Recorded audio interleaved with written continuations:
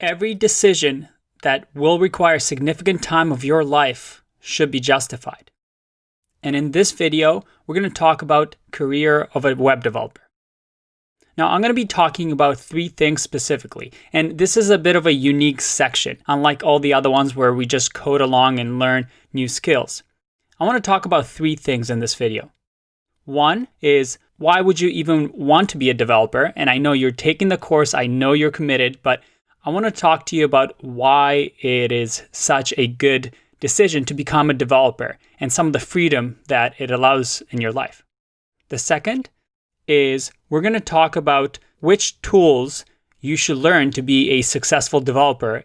And then finally, the third, we're going to talk about what career options there are out there currently. So let's tackle the first one, why you would want to be a developer. Now, I know a lot of people taking this course aren't necessarily from the States. I'm not either, but I wanted to show you how much in demand a good developer is. Over here, I have some salaries for developers around the States, and you can see that as a front-end developer, you have some really, really nice salaries. A lot higher than most industries. And if you go to Glassdoor, another website that's really, really good to find out what salaries are, and you can do location specific to you. And I have salaries in San Francisco, which I know, they're way too inflated because to live there, it's very expensive. But I do want to show you that there's a real value for developers out there. I've worked in the industry for many years, and finding a job as a developer was, quite frankly, very easy. And I'm not trying to be cocky or overconfident, but it is true. Speak to any developer that knows his or her stuff, and they're able to find jobs quite easily. And most times you're interviewing the employer to see that this is a place that you would want to work because you have so many options. But you probably already know this. You're taking this course for a reason. So let's talk about what you should learn. I have for you a couple of surveys here to show you the industry demand. The first one is from JetBrains, a very, very big software company. And it talks about JavaScript and which frameworks are the most popular. The one we're going to learn in this course is React. And you can see here, it is the most popular. It is probably the most well-respected. And a lot of big companies are using it. It was developed at Facebook. And now it is used by Netflix and a ton of other big companies that do big things technologically. You can also see that what editors and IDEs developers regularly use, and we see that Sublime Text is number 1, and that is what we are using in this course. Let's take a look at Stack Overflow. For those that don't know, Stack Overflow is probably the best website there is for developers. Throughout your career, you'll go on to this website to ask questions and get answers almost daily. And one of the things that they do quite often is a survey and a Stack Overflow trends analysis. And you can see over here that JavaScript is trending quite high all the way into this year and into next year. It is a very in-demand language. It can be used on the web, on mobile, on little devices, pretty much anywhere. If you can code JavaScript, you can code anything electronic at this point in time. So that is why we're learning JavaScript. Let's look at the next one. This one is by GitHub, and you're going to get to know GitHub a lot better in the section that we will have for GitHub and Git. But I wanted to show you their stats on open source projects, and you'll see that JavaScript is in the lead with 2.3 million projects. I love the language. It's a great language to learn as your first one, and it can take you really, really far. Finally, I made this little diagram for us just so you have a big picture of what we're going to learn in this course. We're going to learn basic skills like putting a website online and terminal usage, Git and GitHub, and RESTful web services.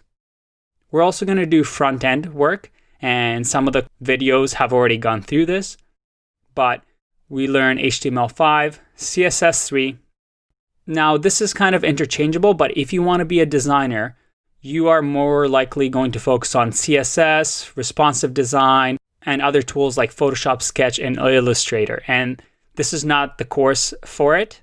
We are becoming developers. So we're going to learn JavaScript instead. And JavaScript probably has a couple of libraries and frameworks that are really, really popular. And the one used most often in mid-2000 was jQuery. But that is now very outdated, and you'll still see it here and there, but you won't see a lot of the big top websites using it. So we won't be focusing on that. We'll just cover it slightly, but it is not really an employable skill to learn. And then I want to draw your attention to 3 other libraries and frameworks. And what those are tools for developers to build websites and web applications. And in this course, we're going to learn React. And you'll get to understand the technology behind it a lot more. But I chose React because it is currently the most popular way to build web applications. And the developer community around it is very, very big. AngularJS was very popular a few years ago, but it's kind of starting to die down right now. And I personally think there's a bigger future with React. And some people may disagree, but having worked in the industry and seeing people's reaction to different technologies, I really think React's going to go really far, and you'll hear a ton about it. Vue is the up-and-comer that it's fairly new. The community is a lot smaller, so there is not as much information out there as there is for React. But we won't be covering that topic again because we're focusing on the most employable skills. That is JavaScript with React. Finally, let's talk about career options. We're going to talk about the type of work that you'll be able to get as a developer and some of the confusing job titles that are out there. So let's start off with the job titles. You might know what web developer is because, well, you've signed up for this course. That is somebody who works on the web, builds websites, builds web applications. We've also touched on the backend developer, and that is the person that works on the server, works with some databases, and they aren't too concerned with user-facing side of a website or a web app. A full stack developer is somebody that can work both on the front end and back end. And in this course, we're going to learn both front end and back end. So you'll be able to call yourself a full stack developer because you'll understand the full picture of how these web technologies work. We also have mobile developer. And the reason that I use React in this course is that even though it is a course geared towards web development, using 90% of the things you'll learn with React, you'll be able to build an Android app and an iOS app very easily. And then finally, the 2 things at the end here, we have software developer, and that is somebody that is able to build software, not necessarily on the web, not necessarily on mobile.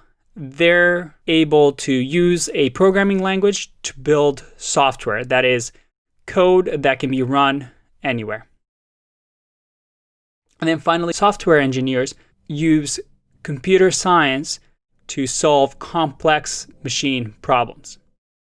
And that is a very, very broad statement, but it is. They're not necessarily good at one coding language. They're good at working with machines.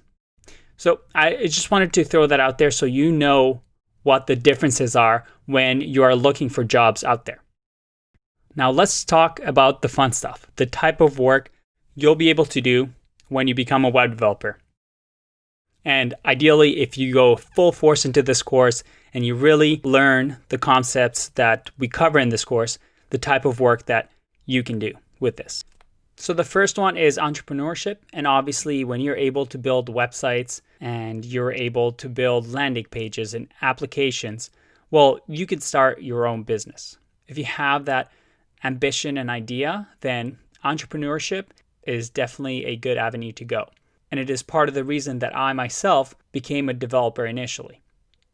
The second one is startups. If you want to work for young companies that are moving fast and creating some really cool technologies or innovations, well, startups are always looking for developers. We also have freelance, and that is being able to work on own terms and using websites like Upwork to look for contract jobs and build quick projects for people around the world as they need fit, and running a little business for yourself. The next one is working for the big tech companies. So that's Facebook, Google, Amazon. If you're in the States, if you're somewhere else around the world, you have your own big tech companies, and they are always a great place to get hired as a developer because they have massive teams. They're solving really, really big problems, and they need all the developer knowledge that they can get. It is not for everybody, but they are great places to be surrounded by really, really smart people and learn from them. We also have ad agencies. So ad agencies always have contracts where they have a company that is working with them, and they usually need some sort of a website or a promo site built for them, and they have staff developers that help them work on these different projects with different clients. And then finally, I bolded this, and that is remote work. I know a lot of developers that get into development because of this ideal of being able to work remotely, and you know what? That is absolutely true. If that is the type of life that you want and that is the type of career that you want, working remotely is definitely something that a developer is able to do, because let's be honest, to be a developer, all you need is an internet connection. And you don't necessarily need to be face-to-face with a client, with a coworker, with an employer, because, like I said, everything is on a computer. So that is not for everybody, but it is an option. And it is an attractive option for some. So what was the meaning of this video then? Well, we went over a few things because I wanted you to understand what we are doing in this course. But there's an important point I really want to emphasize. That is to keep in mind that when you start off something like learning development skills, the first 2 months will feel like you are climbing an insurmountable mountain. Every video or course or tutorial or book that you read is going to make you feel like you're the only person in the world that doesn't know this stuff. But I'm here to tell you to stay strong. I went through it. Every single developer has gone through it. You'll get there, and you'll have more and more aha moments as time progresses. And we even have a word for this in the industry. It's called the imposter syndrome, where you feel like you're the only one who doesn't know this information. Rest assured, we all feel this way when we learn something new. What you'll learn is that being a good developer isn't necessarily memorizing a whole bunch of documentation or code. It's about learning how to solve problems using all the tools that are available to you. And I'm going to leave you with that. Being a developer isn't easy. You really do need to know your stuff. So follow along this course and really engage in all the lessons and all the exercises. And if you have questions, ask them, because in-demand developers are problem solvers, not just coders. Can't wait to see you in the next video. Bye-bye.